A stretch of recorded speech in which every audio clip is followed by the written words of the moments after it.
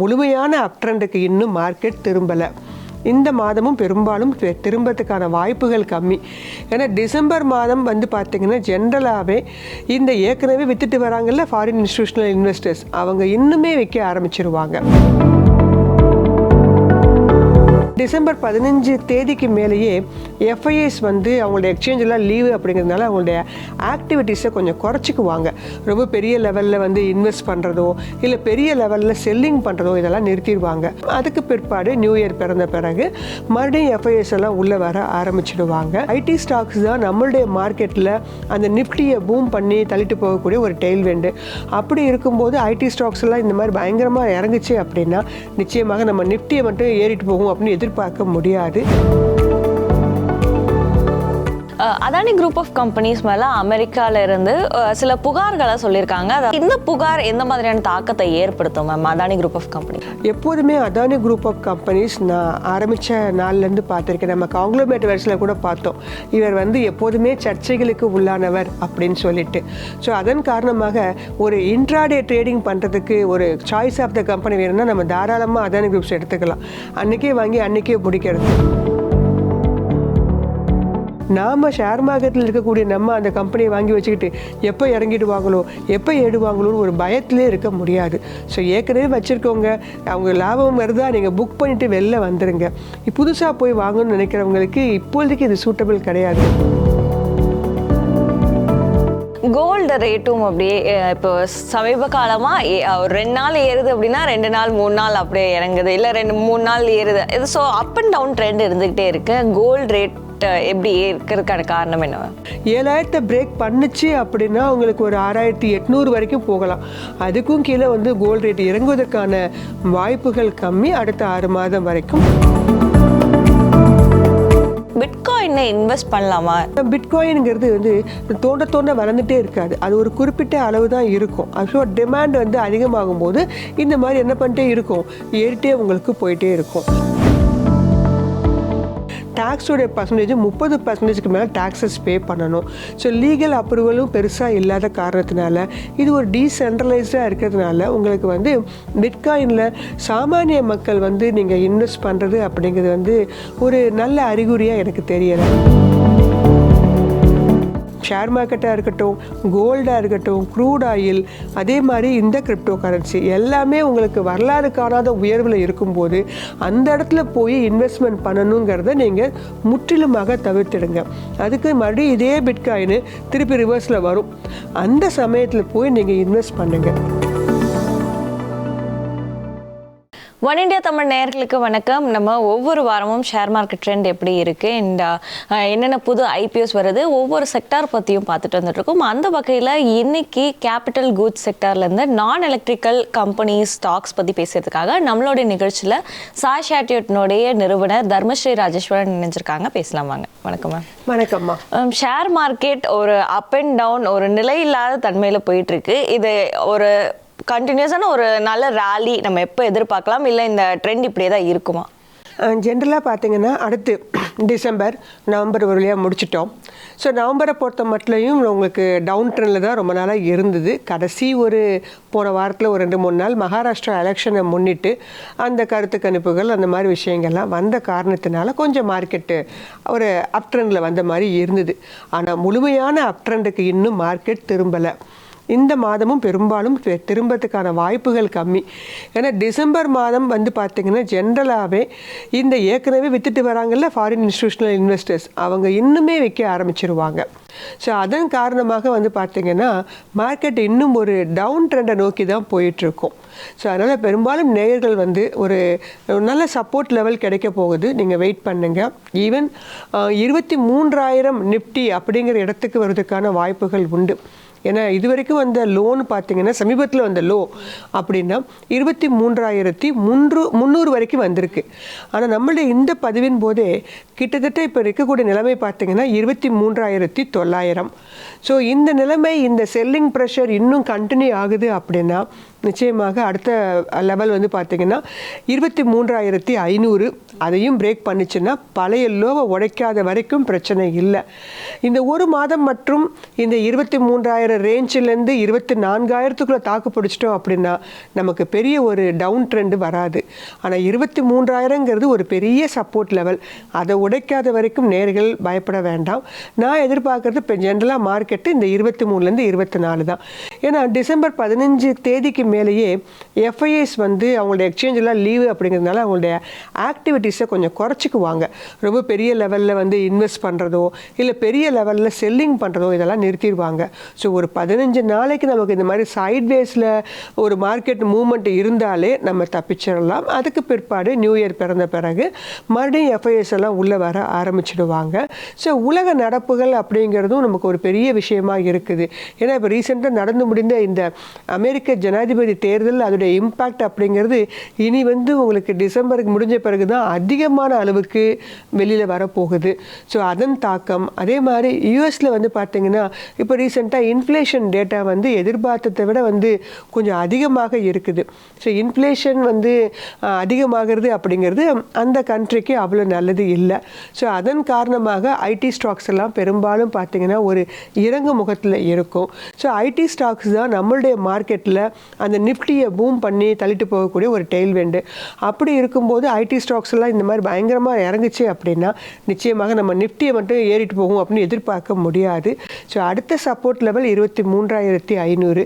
ஒருவேளை உங்களுக்கு மார்க்கெட்டில் எந்த பிரச்சனையும் பண்ணாமல் அமைதியாக இருந்தாங்க அப்படின்னா 24,150க்கு மேலே வந்துட்டாங்க அப்படின்னா நமக்கு பிரச்சனை இல்லை. ஓரளவு அந்த 24,350 அந்த லெவல் வரைக்கும் மூவ் ஆகும். ஸோ 24,350லேருந்து 23,350 இந்த 1000 பாயிண்ட்டுக்குள்ளேயே இந்த ஒரு 15 நாள் வச்சுருந்தாங்க அப்படின்னா நமக்கு அடுத்தடுத்த மாதங்களில் அதாவது ஜனவரி பிப்ரவரிலேருந்து உங்களுக்கு மார்க்கெட்டு ஒரு நல்ல அப் ட்ரெண்டுக்கு திரும்பும். எஃப்ஐஎஸ் வந்து சும்மா ஒரு 1000 கோடி பை பண்ணுறது நேரத்தில் முன்னேறலாம் பார்த்தோம் 7 கோடி இதெல்லாம் நடந்ததே இல்லை இப்படிலாம். ஸோ இந்த மாதிரி கண் துடைப்புக்காக பையிங்கில் வந்தாங்கன்னா அவங்களுக்கு வந்து மார்க்கெட் வந்து அப் ட்ரெண்டுக்கு திரும்பாது. கண்டினியூஸாக அவங்க என்ன பண்ணணும், பை பண்ண ஆரம்பிச்சிடணும். குறைஞ்சபட்சம் ஒரு 3000லேருந்து 4000 கோடி ரெகுலராக டே பை டே 4000 கோடி 5000 கோடி இப்படி பண்ணிகிட்டே வந்தாங்கன்னா மார்க்கெட்டு ஸ்டெபிளைஸ் ஆகுது, ஒரு அப் ட்ரெண்டு பக்கம் திரும்புது அப்படின்னு வச்சுக்கலாம். அப்படி இல்லாத பட்சத்தில் மார்க்கெட் வந்து இந்த மாதிரி சைட் பேஸ்லேயே வச்சுருப்பாங்க. அடுத்து இப்போ போன மாதமாவது ஒரு மகாராஷ்டிரா எலெக்ஷனு அந்த மாதிரிலாம் யோசனை இருந்தது. இப்போ இந்த டிசம்பரில் எந்த விதமான நியூஸும் கிடையாது. ஸோ ரெகுலரான ஒரு நார்மலான மாதமாக சைட் பேஸில் நகரக்கூடிய ஒரு மாதமாகத்தான் அமையும். நம்மளுடைய நேயர்கள் இதை வந்து ஜென்ரலாக ஒரு வாங்கக்கூடிய ஒரு சப்போர்ட் லெவல் 200 டேஸ் மூவிங் ஆவரேஜிட்ட நெருங்கி வந்துட்டாங்க. ஸோ அதன் காரணமாக நீங்கள் அந்த இடத்துல வரும்போது மறுபடியும் ஒரு யூட்டர்ன் ஜென்ரலாக ஒரு லாங் டேர்முக்குன்னு ஒரு கணக்கு எடுக்கும்போது ஒரு இண்டிகேட்டர் மாதிரி இந்த 200 டேஸ் எக்ஸ்போனென்ஷியல் மூவிங் ஆவரேஜை வச்சுக்குவோம். இப்போ வந்து பார்த்தீங்கன்னா அந்த இடத்துல நெருங்கி நின்றுட்டே இருக்குது, இன்னும் பிரேக் ஆகலை. நெருங்கி நிற்கிறதுனால இது ஒரு லாங் டேர்மில் ஒரு சப்போர்ட் லெவலாக எடுத்துக்குவோம். சார் நல்ல தரமான கம்பெனிகள்லாம் இப்போ நீங்கள் வாங்கக்கூடிய அஃபோர்டபுள் ரேட்டில் கிடச்சிட்ருக்கு. ஸோ இது நேயர்கள் இது ஒரு வாய்ப்பாக கருதி நீங்கள் இந்த ஷேர்ஸ் எல்லாம் நம்ம பதிவுலாம் கொடுத்துட்ருக்கோம். அதெல்லாம் நீங்கள் வாங்கினீங்க அப்படின்னா நிச்சயமாக மார்க்கெட் வந்து இப்படியே இறங்கி எங்கேயும் போயிட போகிறதில்ல. மறுபடியும் அதோடைய ராலியை கண்டிப்பாக ஜென்ரலாக வந்து பார்த்தீங்கன்னா யூஎஸ் எலெக்ஷன் முடிஞ்ச பிறகு ஒரு 3லேருந்து 6 மாதம் கழிச்சு தான் அவங்க ராலியே தொடங்குவாங்க. ஸோ அவர் வந்து நிறைய பிரச்சனைகள்லாம் ஆரம்பிப்பார். இப்போ தான் ஆரம்பிச்சிட்ருக்காரு, இன்னும் நிறைய ஆரம்பிப்பார். ஸோ அதன் காரணமாக மார்க்கெட் வாலட்டாலிட்டி அப்படிங்கிறது இந்த மாதம் மட்டும் இல்லைம்மா, அடுத்து வரக்கூடிய 4 வருடங்களும் இப்படி தான் இருக்கும். ஏன்னா போன முறை ட்ரம்ப் வந்தப்பையும் மார்க்கெட் இந்த மாதிரி தான் இருந்தது. ஒரு வாரம் அப் ட்ரெண்டில் வச்சுருப்பாங்க, ஒரு வாரம் டவுன் ட்ரெண்டில் வச்சுருப்பாங்க. இப்படி தான் மூவ்மெண்ட் இருந்தது. இந்த முறை இன்னும் சொல்லவே வேண்டாம், இப்படி தான் இருக்கும். ஸோ ஸ்விங் ட்ரேடிங்க்கு நல்ல அருமையான ஒரு வாய்ப்பு அடுத்த 4 வருடங்களுக்கு. ஸோ லாங் டேர்ம்னு வரும்போது கொஞ்சம் லாபம் வரும்போதெல்லாம் புக் பண்ணிக்கிறது எப்போதுமே நல்லது. கீழே வரும்போது வாங்கிக்கலாம். இதை நீங்கள் பேஸ் பண்ணிங்கன்னா அடுத்த 4 வருஷத்தில் மார்க்கெட்டில் பெருசாக நமக்கு வந்து பேனிக் பண்ணுற அளவுக்கு ஒரு பெரிய விஷயங்கள்லாம் நடைபெறாதுன்னு நினைக்கிறேன். அதானி குரூப் ஆஃப் கம்பெனிஸ் மேலே அமெரிக்காவில் இருந்து சில புகார்களை சொல்லியிருக்காங்க. அதாவது அவருடைய அதானி பவரில் அதை ஸ்டார்ட் அப் பண்ணுறதுக்காக லஞ்சம்லாம் கொடுத்துருக்காங்க அப்படிங்கிறது. இந்த புகார் எந்த மாதிரியான தாக்கத்தை ஏற்படுத்தும் ma'am Adani group of companies? நீங்கள் ஜெனரலாக போய் பார்த்துருப்பீங்கம்மா, அந்த நியூஸ் வந்த உடனே அவருடைய பங்குகள் எல்லா பங்குகளுமே லிஸ்டடில் இருக்கக்கூடிய எல்லா கம்பெனிகள், ஈவன் துணை நிறுவனங்கள் அம்புஜா சிமெண்ட், அவர் யாருக்குள்ளெல்லாம் டைப் வச்சுருக்காரோ எல்லா கம்பெனிகளுமே கணிசமான அளவுக்கு இறங்க தான் செஞ்சுது. இது அவருக்கு இது கிட்டத்தட்ட ஒரு 3வது முறை நடக்குதுன்னே சொல்லலாம். முதல் தடவை ஃபஸ்ட் டைம் வந்து ஹிடன்பெர்க் அவர் எப்போல்லாம் இந்த மாதிரி ஃபண்ட் ரைசிங் போகிறாரோ அதை பார்த்துட்டே இருப்பாங்க போல் இருக்கு. ஏன்னா நம்ம இந்தியாவில் ஃபாலோ ஆன் பப்ளிக் ஆஃபர் வரதுக்காக தான் கொடுத்துருந்தாரு அதானி என்டர்பிரைசஸ்க்கு. அப்போ தான் முதல்ல ஹிடன்பெர்க் பிரச்சனை வெளில வந்துச்சு. அப்போ வந்த உடனே ஒரு 6 மாதம் ஃபுல்லாக பயங்கரமாக இறங்கிருச்சு அவருடைய ஷேர்ஸ் எல்லாம். அதுக்கப்புறமாக அவங்க எந்த விதமான ஸ்டெப்ஸு எதுவும் எடுத்த மாதிரி தெரியலை. மறுபடியும் ரேட்டு ஏற ஆரம்பிச்சிச்சு. அடுத்தபடியாக அதே ஹிடன்பெர்கு செபி சேர்மனோட அதானி குரூப்ஸை தான் கம்பைன் பண்ணாங்க. அப்பையும் வந்து மார்க்கெட் பெருசாக ஒன்றும் ரியாக்ட் பண்ணலை. இப்போ 3வது முறையாக அவங்களுடைய நீதிமன்றம், அமெரிக்காவில் உள்ள நீதிமன்றமே வந்து குற்றச்சாட்டை வந்து பதிவு செஞ்சுருக்கிறதாக தகவல் வந்தது. ஸோ அது வந்து ஒரு பெரிய நியூஸாக தான் கருதப்பட்டுச்சு இந்த முறை. அதன் காரணமாக அதானி குரூப் ஆஃப் ஷேர்ஸ் எல்லாம் நல்ல ஒரு இறக்கத்தை அன்றைக்கி கொடுத்தது. ஆனால் அடுத்தடுத்த நாட்கள்லேயே பார்த்தீங்கன்னா இவங்க தன்னிலை விளக்கம் கொடுக்க ஆரம்பித்த உடனே மார்க்கெட் கொஞ்சம் ரீகெயின் ஆகியிருக்கு. பட் இது வந்து அவங்களுடைய லீகலாக வந்து பார்க்கணுனாலே நமக்கு ஏகப்பட்ட ஃபார்மாலிட்டிஸ் ஏகப்பட்ட இல்லைன்பாங்க, இருக்குன்பாங்க, இந்த சென்டென்ஸ் தப்பும்பாங்க. ஸோ இந்த மாதிரி பல விஷயங்களை வந்து காரணம் காட்டிகிட்டு இருப்பாங்க ஒருத்தருக்கு ஒருத்தர். சார் நம்மளுடைய நேர்களுக்கு நான் என்ன சொல்கிறேன் அப்படின்னா, எப்போதுமே அதானி குரூப் ஆஃப் கம்பெனிஸ் நான் ஆரம்பித்த நாள்லேருந்து பார்த்துருக்கேன். நம்ம காங்க்ளோமேட் வெர்ஸில் கூட பார்த்தோம், இவர் வந்து எப்போதுமே சர்ச்சைகளுக்கு உள்ளானவர் அப்படின்னு சொல்லிட்டு. ஸோ அதன் காரணமாக ஒரு இன்ட்ராடே ட்ரேடிங் பண்ணுறதுக்கு ஒரு சாய்ஸ் ஆஃப் த கம்பெனி வேணும்னா நம்ம தாராளமாக அதானி குரூப்ஸ் எடுத்துக்கலாம். அன்றைக்கே வாங்கி அன்றைக்கே முடிக்கிறது, ஸ்டாப் லாஸ் வச்சுட்டு பண்ணுறதுக்கு நல்ல மூமெண்ட்டை காட்டுவார். இந்த மாதிரி நியூஸுக்கெல்லாம் பயங்கரமாக ரியாக்ஷன் பண்ணக்கூடிய கம்பெனி தான் அவங்க குரூப் ஆஃப் கம்பெனிஸ் தான்.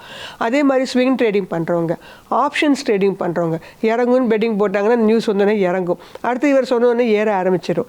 ஸோ இந்த மாதிரி விஷயங்களுக்காக மட்டும்தான் இவருடைய கம்பெனி வந்து உகந்தது அப்படின்னு நினைக்கிறேன்.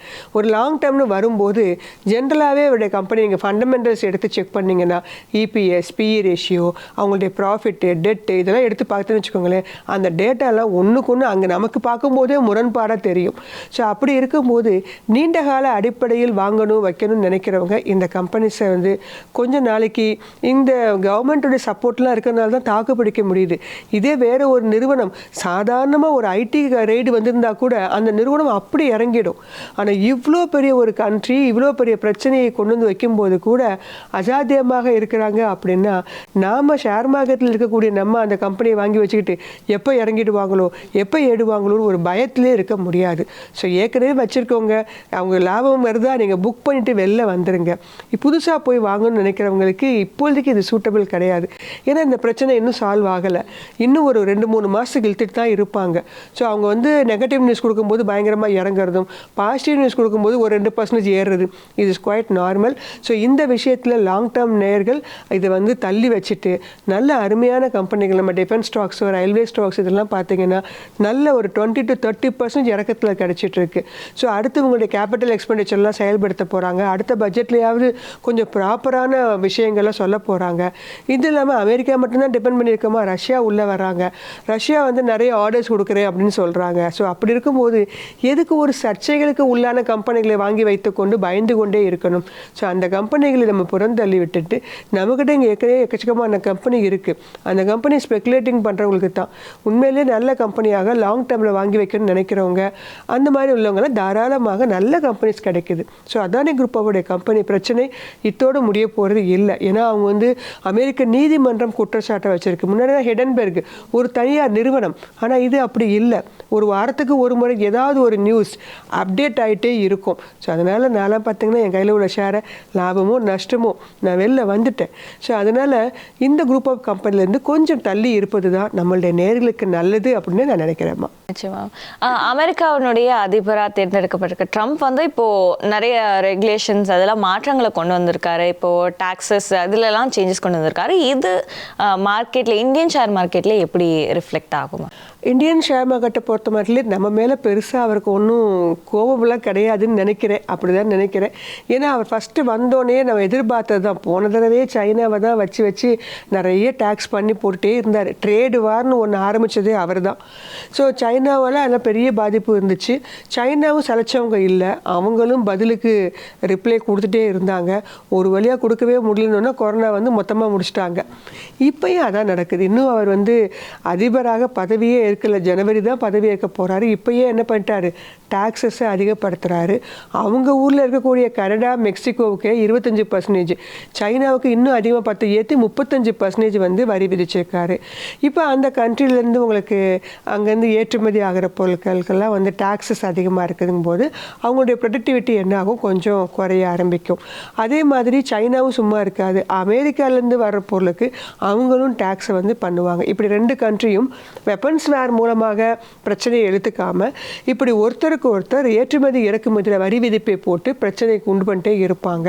அடுத்த 4 வருடங்களுக்கு அவர் 60% வரைக்கும் ஏற்ற போகிறேன்னு சொல்லியிருக்காரு. இப்போ ஸ்டார்டிங் 35 ஆரம்பிச்சிருக்காரு. ஒவ்வொரு 6 மாதத்துக்கு ஒரு தடவை 10% தான் இப்படி ஏற்றிட்டு தான் இருக்க போகிறாங்க. ஸோ நம்ம வந்து நேயர்கள் வந்து இதன் காரணமாக நம்மளுடைய இந்தியன் ஷேர் மார்க்கெட்டில் ஒரு தாக்கம் இருக்குமான்னு கேட்டிங்கன்னா ஒரு பாசிட்டிவான தாக்கம் சில இடங்களில் இருக்க தான் செய்யும். ஆனால் சில நேரங்களில் பார்த்தீங்கன்னா இது ஒரு சில இடங்களில் நெகட்டிவாகவும் வரும்.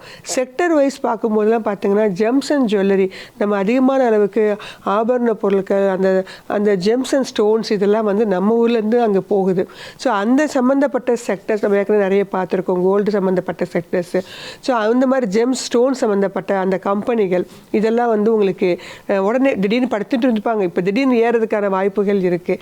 அதே மாதிரி டெக்ஸ்டைல் செக்டர், கார்பெட்ஸ் எல்லாம் இங்கேருந்து தான் நிறைய போகுது, காஷ்மீர்லேருந்துலாம் நிறைய. ஸோ அதெல்லாம் வந்து உங்களுக்கு இன்னும் கொஞ்சம் நிறைய, ஏன்னா நிறைய ஆர்டர்ஸ் கிடைக்க வாய்ப்பு இருக்குது, அங்கேருந்து இங்கே வரதுக்கான வாய்ப்புகள் இருக்குது. அதே மாதிரி பார்த்தீங்கன்னா எலக்ட்ரிக்கல் எக்யூப்மெண்ட், அதனால தான் நான் அடுத்த செக்டராக அதை பற்றி பேசலாம் அப்படின்னு இருந்தேன். எலக்ட்ரிக்கல் எக்யூப்மெண்ட்டுக்கு நிறைய தேவைகள் அங்கே இருக்குது. அவங்க பெரும்பாலும் மெக்சிகோவை நம்பி தான் இருக்கிறாங்க. அவர் அதிகமாக டார்கெட் பண்ணுறது மெக்சிகோவை தான், 2வது கனடா, 3வது தான் சைனாவை டார்கெட் பண்ணுறாரு. ஸோ இந்த எலக்ட்ரிக்கல் எக்யூப்மெண்ட்ஸுக்கெல்லாம் எப்போதுமே தேவைகள் இருக்குது, உள்நாட்டுக்கும் தேவைகள் இருக்குது. அதன் காரணமாக நம்மளுடைய கண்ட்ரிலேருந்து நிறைய ப்ரொடக்டிவிட்டி இம்ப்ரூவ் பண்ணி ஏற்றுமதி பண்ணும்போது இது சம்மந்தப்பட்ட செக்டர்களோ இது சம்மந்தப்பட்ட கம்பெனிகளோ உங்களுக்கு ஏறுவதற்கான வாய்ப்புகள் இருக்குது. அதே மாதிரி லெதர் இண்டஸ்ட்ரி நிறைய பண்ணுவாங்க. அக்ரிகல்ச்சரல் ப்ராசஸ்டு ஃபுட்ஸ் இருக்கு இல்லையா, அதெல்லாம் அந்த முக்கா புரோட்டீன் மாதிரி கம்பெனிகள் அதெல்லாம் நல்லா போகிறதுக்கு வாய்ப்பு இருக்குது. Auto ancillary, Motherson Sumi, Uno Minda, இந்த மாதிரி கம்பெனிகள்லாம் உங்களுக்கு நல்ல ஏற்றத்தை கொடுக்கலாம். ஃபார்மசி செக்டரு, ஸ்பெஷாலிட்டி கெமிக்கல்ஸு, அதே மாதிரி ஐடி செக்டர், இவங்க எல்லாருமே பார்த்தீங்கன்னா இந்த மாதிரி டாரிஃபை மாற்றுறதன் காரணமாக அடுத்து யூரோப் கண்ட்ரிக்கும் வருவார். ஜெர்மனி, ஃப்ரான்ஸு, ரஷ்யா அதெல்லாம் சும்மா இருக்க மாட்டார், அடுத்த டார்கெட்டு அங்கேயே வருவார். இப்படி எல்லா கண்ட்ரிக்குமே அவர் வந்து சில பிரச்சனைகள் கொடுக்குறாரு. இந்தியாவுக்கு பெரும்பாலும் தரமாட்டாருங்கிற அபிப்பிராயத்தில் தான் போயிட்டுருக்கிறோம். ஸோ அதன் காரணமாக நமக்கு இந்த சம்மந்தப்பட்ட செக்டர்ஸ் எல்லாமே ஓரளவு விலை ஏறுவதற்கான வாய்ப்புகள் உண்டு. நம்ம ஏற்கனவே நிறைய பார்த்துருக்கோம். அந்த செக்டர்ஸ் எல்லாமே நேர்களும் திறனாய்வு செய்து அந்த மாதிரி கம்பெனிகள்லாம் உங்கள் லிஸ்ட்டில் இருக்குதான்னு பார்த்து நீங்கள் வாங்கி வச்சிங்கன்னா மார்க்கெட் எப்படி இறங்கினாலும் அவங்களுடைய ப்ரொடக்டிவிட்டி நல்லா இருந்தது அப்படின்னா இந்த ஷேர்ஸ்லாம் ஏறுவதற்கான வாய்ப்புகள் உண்டுன்னு நினைக்கிறேம்மா. நிச்சயமா. கோல்டு ரேட்டும் அப்படியே இப்போ சமீப காலமாக ஒரு 2 நாள் ஏறுது அப்படின்னா 2 நாள் 3 நாள் அப்படியே இறங்குது, இல்லை 2-3 நாள் ஏறுது. இது so up and down trend இருந்துக்கிட்டே இருக்கு. கோல்டு ரேட் எப்படி இருக்கிறதுக்கான காரணம் என்ன? கோல்டு அப்படின்னு வரும்போது பார்த்தீங்கன்னா நம்ம சாமானிய மக்களே வந்து ஒரு ஹெட்ஜிங் டூலாக பார்க்குறோம். அப்போ பெரிய பெரிய ஆள்களும் பார்த்தீங்கன்னா கோல்டை வந்து ஒரு ஹெட்ஜிங்காக தான் வச்சு அதை வந்து ட்ரேட் பண்ணிகிட்டு இருப்பாங்க. இப்போ ரீசண்டாக இவர் ட்ரம்ப் வந்த பிறகு அமெரிக்க டாலருடைய மதிப்பு வந்து உங்களுக்கு வந்து உயர்ந்து கொண்டே இருக்குது. அதன் காரணமாக அவங்களுடைய ஷேர் மார்க்கெட்டும் ஏறிட்டே வருது. பாண்ட்ஸோட ஈல்டும் பார்த்திங்கன்னா அதிகமாக இருக்குது. ஸோ மற்றதை விட இவங்க முதல்ல என்ன நினச்சாங்க, கோல்டில் வந்து நல்ல ரிட்டர்ன்ஸ் கிடச்சிட்ருக்கு, அதனால் கோல்டில் வந்து டம்ப் பண்ணாங்க. அதன் காரணமாக தான் கோல்டு இவ்வளோ ஷார்ட் ரன்னில் இவ்வளோ ஏறினது. இப்போ என்ன நினைக்கிறாங்க, அடுத்ததாக அந்த சைடு தாவலாம். ஸோ அந்த சைடில் இதை விட ரிட்டர்ன் கொஞ்சம் அதிகமாக கிடைக்குது. ஏன்னா கோல்டு வந்து இப்போதைக்கு வந்து பீக் சேச்சுரேஷனில் நிற்குது. இன்னும் ரேட் ஏற தான் செய்யும். 7,000 நின்ற போதான் என்ன, கண்டிப்பாக இன்னும் ஒரு வருஷத்தில் 8,000 9,000 ஒரு ஜென்ரலாக நான் பார்த்த வரைக்கும் ஒரு 6 மாதம் கோல்டு ரேலி நல்ல வேகமாக ஏறுதுன்னா ஒரு 6 மாதம் ஏறவே ஏறாதுமா. அந்த இடத்துல பெருசாக இறங்கவும் இறங்காது. அந்த 7,000லேருந்து 6,800 7,200 இந்த ரேஞ்சுக்குள்ளேயே ஒரு 6 மாதம் வச்சுருப்பாங்க. அடுத்து ஒரு 6 மாதம் கழிச்சு மறுபடியும் ஒரு ஜம்ப் கொடுத்து 8,000 வரைக்கும் கொண்டு போவாங்க. இப்போ அதோடைய ரேலி முடிஞ்சிருச்சு. ஒரு 6 மாதம் வேலையை முடிச்சிருச்சு. நம்மளுடைய தீபாவளி போதெல்லாம் சொன்னேன் இல்லையா, பண்ணுச்சு. இனி அடுத்த ரேலி இருக்காது. ஜென்ரலாக டாக்ஸஸ்லாம் கொஞ்சம் அதிகப்படுத்துவாங்க பட்ஜெட் போதெல்லாம். இந்த இடத்துலையே தான் வச்சுருப்பாங்க. அதுக்கு பதிலாக இவங்க என்ன பண்ணுவாங்க, இன்வெஸ்ட்மெண்ட்டை எடுத்து வேறு ஃபினான்ஷியல் இன்ஸ்ட்ருமெண்ட்ஸ்லாம் இவங்க டம்ப் பண்ண ஆரம்பிக்கிறாங்க முதலீட்டாளர்கள். ஸோ அப்படி பண்ணுறதன் காரணமாகத்தான் உங்களுக்கு மூமெண்ட் வந்து ஃப்ளக்சுவேஷன் வந்து இந்த மாதிரி ஒரே சைட் வேஸில் தான் இருக்கும். இதுக்காக நீங்கள் ஒரு பெரிய இறக்கத்தை எதிர்பார்த்து உங்களுக்கு கிராம் 6,000 ரூபாய்க்கெல்லாம் வந்துருமான்னு எதிர்பார்த்தீங்கன்னா அதுவும் நடக்காது. அதுக்காக ரொம்ப பெருசாக ஏறி இப்போயே 8,000க்கு போயிடுமானா அங்கேயும் போகாது. நான் சொன்னபடி ரேஞ்ச் பவுண்டு. ஏன்னா அடுத்தடுத்த விஷயங்கள் எல்லாமே அவங்க இன்ஃப்ளேஷனு, ஜிடிபி, இந்த மாதிரி ரேட் கட்டு இப்படி சுற்றி வந்துட்டு இருப்பாங்க. ஸோ ஷேர் மார்க்கெட் சைடோ அல்லது எக்கானமி சைடோ அவங்க வந்து ஃபோக்கஸ் பண்ணும்போது தங்கத்தின் மீதான ஈடுபாடு முதலீட்டாளர்களுக்கு குறைஞ்சிரும். ஸோ அதே மாதிரி உங்களுக்கு இப்போ வந்து ஃபெஸ்டிவல் சீசனும் கிடையாது. அதே மாதிரி மேரேஜ் சீசன்லாம் முடிஞ்சு போச்சு. ஸோ அது நம்ம நார்மலாக வாங்குறவங்களும் கொஞ்சம் குறைச்சிக்குவாங்க. ஸோ அதன் காரணமாக கோல்டில் வந்து பெரும்பாலும் பெரிய ஏற்றத்தையோ பெரிய இறக்கத்தையோ எதிர்பார்க்க முடியாது. ஸோ வாங்கணும்னு நினைக்கிறவங்களுக்கு இது ஒரு அருமையான வாய்ப்பு. கொஞ்சம் இறங்கியிருக்கு. 7,000 பிரேக் பண்ணுச்சு அப்படின்னா உங்களுக்கு ஒரு 6,800 வரைக்கும் போகலாம். அதுக்கும் கீழே வந்து கோல்டு ரேட் இறங்குவதற்கான வாய்ப்புகள் கம்மி அடுத்த 6 மாதம் வரைக்கும். அதே மாதிரி மேலே ஏறிச்சு அப்படின்னா உங்களுக்கு அதிகபட்சமாக 7,500 வரைக்கும் போகலாம். ஏற்கனவே 7,200 வரைக்கும் போயிட்டு தான் திரும்பி இருக்கு. போனால் ஒரு 7,500 போகலாம். இந்த ரேஞ்ச் பவுண்டரிக்குள்ள தான் கோல்டோட நிலவரமும் இருக்கும். ஏன்னா அடுத்த செக்மெண்ட்டான ஷேர்ஸ் மற்றதெல்லாம் ஏறும்போது ஜென்ரலாகவே இவங்க கொஞ்சம் இறங்க தான் செய்வாங்க. நிச்சயமா பிட்காயினுடைய ரேட் அப்படிங்கிறது நாளுக்கு நாள் ஏறுறத பார்க்குறோம். அதுவும் குறிப்பாக ட்ரம்ப்னுடைய அதிபராக தேர்ந்தெடுக்கிறதுக்கு அப்புறம் பிட்காயினுடைய விலைங்கிறது ரொம்பவே அதிகமாக இருந்திருக்கு. பிட்காயினை இன்வெஸ்ட் பண்ணலாமா? ஜென்ரலாக பிட்காயின் வந்து பார்த்திங்கன்னா கடந்த ஒரு 7-8 வருஷமாகவே நமக்கு மக்களுக்கும் தெரிஞ்ச ஒரு விஷயமாகத்தான் இருக்குது. கிரிப்டோ கரன்சி வரிசையில் நமக்கு தெரிஞ்ச ஒரு பெரிய ஒரு காயின்னா பிட்காயின், எத்ரியம் அந்த மாதிரி தான். இப்போ இன்னும் நிறைய காயின்ஸ்லாம் சொல்கிறாங்க. 50க்கும் மேலான காயின்ஸ்லாம் அவைலபிள் அப்படின்னு சொல்லிட்டு. ஸோ இப்போ வந்து அது நார்மலாகவே ஃப்ளக்சுவேஷன் அதிகமாக இருக்கிறது ஜென்ரலாகவே. இப்போ இவர் வந்த பிறகு ட்ரம்ப் வந்து மேஜரான ஆதரவை வந்து கிரிப்டோ காயினுக்கு பிட்காயினுக்கு தான் அவர் கொடுக்குறாரு. ஈவன் பிட்காயினை வந்து நாங்கள் வந்து ஏடிஎம் மாதிரிலாம் யூஸ் பண்ணலாம் அப்படிங்கிற மாதிரிலாம் அவங்க ஊரில் வரும் அப்படிங்கிற மாதிரிலாம் சொல்லி காமிக்கிறாங்க. எலன் மஸ்க்கும் வந்து பார்த்திங்கன்னா பிட்காயினுக்கு ரொம்ப ஃபேவரபிள். அவங்கெல்லாம் ஆரம்ப காலத்திலேயே அவ்வளவு காயின்ஸ் எல்லாம் வந்து நாங்கள் வாங்கியிருக்கோம் அப்படிங்கிற மாதிரி நான் கேள்விப்பட்டிருக்கேன். ஆனால் பிட்காயின்ங்கிறது வந்து தோண்ட வளர்ந்துட்டே இருக்காது. அது ஒரு குறிப்பிட்ட அளவு தான் இருக்கும். ஸோ டிமாண்ட் வந்து அதிகமாகும் போது இந்த மாதிரி என்ன பண்ணிட்டே இருக்கும், ஏறிட்டே உங்களுக்கு போயிட்டே இருக்கும். ஸோ பிட்காயினில் இன்வெஸ்ட்மெண்ட் அப்படிங்கிறது வந்து பார்த்திங்கன்னா ஒரு சாமானிய மக்கள்லாம் வந்து பண்ணக்கூடிய விஷயமாக அது எனக்கு படலை. ஏன்னா அதில் வந்து உங்களுக்கு இப்போ வந்து இவங்கெல்லாம் ஆதரவு கொடுக்குறாங்க. இவங்களாம் எத்தனை வருஷம் இருப்பாங்க, இவங்க பதவியில் இருக்கிற வரைக்கும். ஒருவேளை இவங்க வெளில வந்துட்டாங்கன்னா இதெல்லாம் எதுவும் செல்லுபடி ஆகாதுன்னு சொல்லிட்டாங்கன்னா எல்லாமே உங்களுக்கு லாஸ் ஆகிடும். அதே மாதிரி லீகலாக இன்னும் அப்ரூவல் கொடுக்கல. டேக்ஸோடைய பர்சன்டேஜ் 30% மேலே டேக்ஸஸ் பே பண்ணணும். ஸோ லீகல் அப்ரூவலும் பெருசாக இல்லாத காரணத்தினால இது ஒரு டீசென்ட்ரலைஸ்டாக இருக்கிறதுனால உங்களுக்கு வந்து பிட்காயினில் சாமானிய மக்கள் வந்து நீங்கள் இன்வெஸ்ட் பண்ணுறது அப்படிங்கிறது வந்து ஒரு நல்ல அறிகுறியாக எனக்கு தெரியலை. ஏன்னா நீங்கள் வந்து ஒவ்வொரு பணமும் எனக்கு ரொம்ப முக்கியம். அப்புறம் ஷேர் மார்க்கெட்டில் இன்வெஸ்ட் பண்ணாலோ கோல்டில் இன்வெஸ்ட் பண்ணாலோ இறங்கலையா அப்படின்னு கேட்டிங்கன்னா அதுலேயும் ஏற்ற இறக்கங்கள் உண்டு. ஆனால் இதில் இது எல்லாத்தையும் விட இன்னும் ரொம்ப ஹெவியாக இருக்கும். ஸோ அதனால் கிட்டத்தட்ட ஒரு ஹார்ஸ் ரேஸ் மாதிரி வந்தால் ஓகே, வராட்டி உங்களை எந்த வகையிலையும் பாதிக்கப்படாது அப்படின்னா நீங்கள் சிறுக சிறுக கூட பண்ணலாம், தப்புன்றது இல்லை. ஆனால் அந்த பணம் உங்களுக்கு இறங்கிடுச்சுன்னா உங்களை பெரிய லெவலில் நான் வந்து ஒரு 1 லட்ச ரூபா போட்டேன், இப்போ வந்து 30,000க்கு வந்துருச்சு, 70,000 ரூபா கூட இறங்குவதற்கான வாய்ப்புகள் அதில் உண்டு. ஸோ அது வந்து உங்களை பாதிக்காது, பரவாயில்ல, அதனால் ஒன்றும் இல்லை அப்படின்னா பிரச்சனை இல்லை.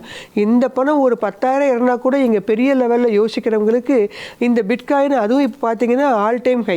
இப்போ போய் வாங்குனீங்க அப்படின்னா மறுபடியும் மாட்டிக்குவீங்க. முன்னாடி லோவில் இருந்தப்போ கூட பிரச்சனை இல்லை, இப்போ பீக்கில் இருக்குது. எல்லாமே நீங்கள் பார்த்துருப்பீங்க.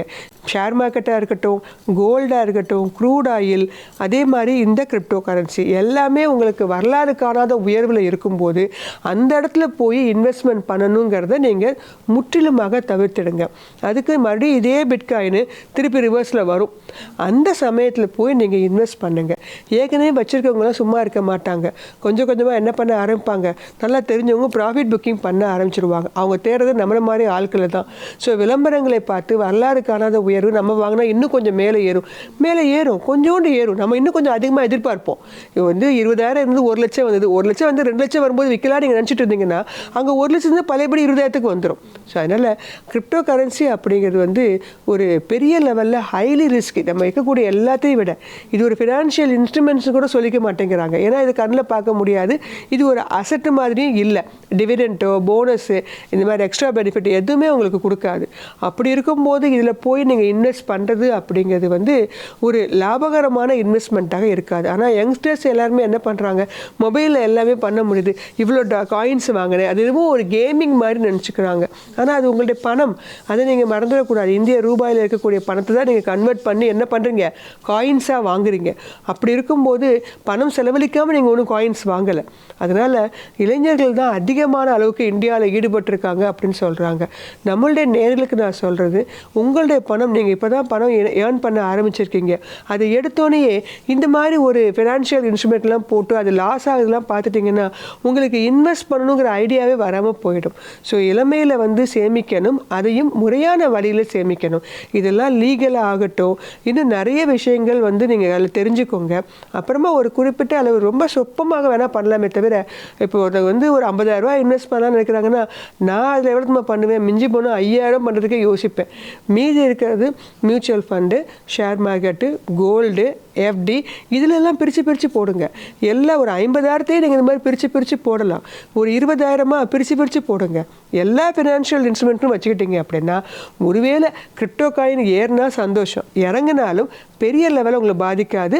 அதன் மூலமாக மற்றதெல்லாம் உங்களுக்கு ரிட்டர்ன்ஸ் கொடுக்கும். ஸோ கிரிப்டோ காயின் இளைஞர்கள் கொஞ்சம் அந்த முகத்தில் ஈடுபடாமல் கொஞ்சம் கவனமாக பீக்கில் இருக்குது, இப்போ போய் இன்வெஸ்ட் பண்ணி மாட்டிக்காதீங்க அப்படிங்கிறத என்னுடைய தனிப்பட்ட கருத்துமா.